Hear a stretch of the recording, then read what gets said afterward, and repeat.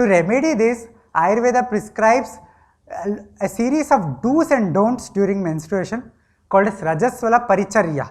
Paricharya is the lifestyle.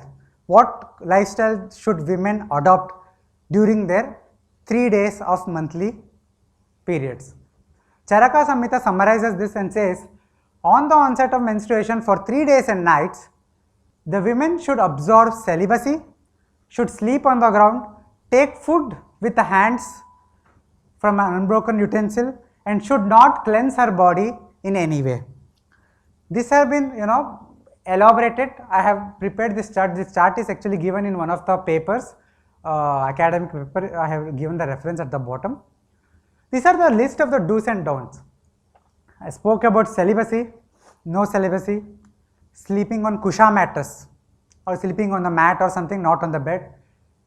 Should eat meal, very light meal,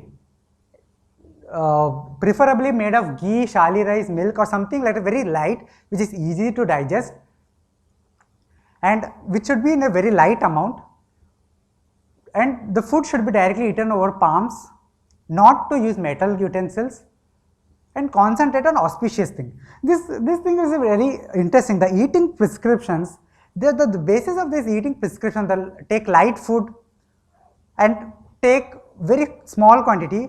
It is because during menstruation the body is in such a condition it cannot digest heavy food. This condition in Ayurveda is called as Agni Mandya, that is the digestive fire of the body is very weak, Mandya is weak. So you should not give it heavy food, not give it junk food, not give it meat and such things. You take very light food like shali rice, the Havishya Anna they say. Havishya Anna is the light food that you give in a yagya, the fire, right? And you take it less amount.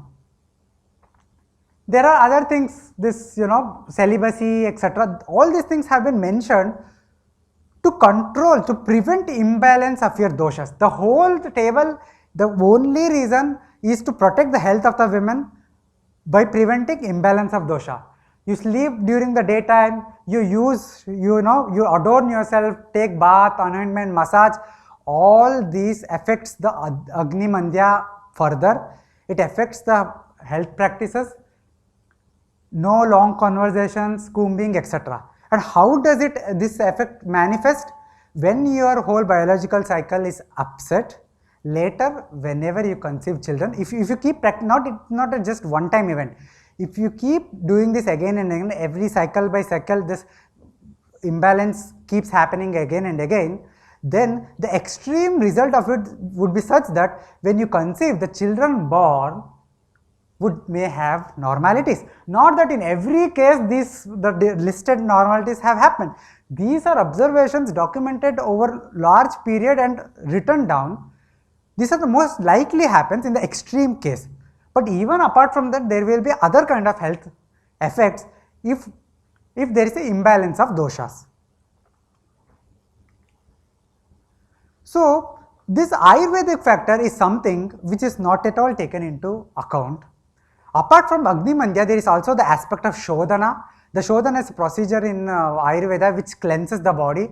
So even Ayurveda is clearly recognizing menstruation as a Shodhana because it prescribes the same kind of daily practices for menstruation, Rajasvala Paricharya, that is prescribes for a Shodhana procedure. The 8 practices, they are same. The details you can refer to my articles that I have written. So it is a purification process, it is recognized by even Ayurveda. And then there is also an aspect of injury, there is a endometrial tissues are removed from your body, so it is considered as a state of injury that needs healing. And this restriction, the table, it also takes care of it.